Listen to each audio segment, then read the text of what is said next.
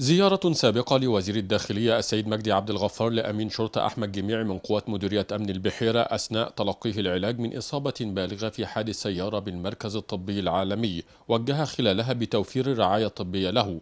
وبعد إجراء عدة عمليات تمكن من الوقوف على قدميه مرة أخرى بعد أن كان مهددا ببترها، ليعود بصحبته عدد من أفراد الشرطة لتقديم الشكر للوزير على هذا الموقف الإنساني نحو علاجه ومتابعته لحالته طوال فترة وجوده بالمستشفى. وأكد وزير الداخلية أن الوزارة لا تألو جهدا في توفير وتطوير الرعاية الصحية والاجتماعية لأبنائها من رجال الشرطة دون تفرقة، في ظل ما يقدمونه من تضحيات في سبيل تحقيق رسالة الأمن.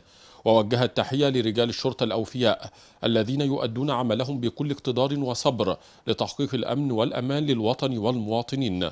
من جانبهم أعرب أفراد الشرطة عن تقديرهم لهذه اللفتة الإنسانية التي تؤكد تقدير الوزير والوزارة لجهودهم وتضحياتهم، وأكدوا أنهم يقدمون دماءهم رخيصة فداء لمصر.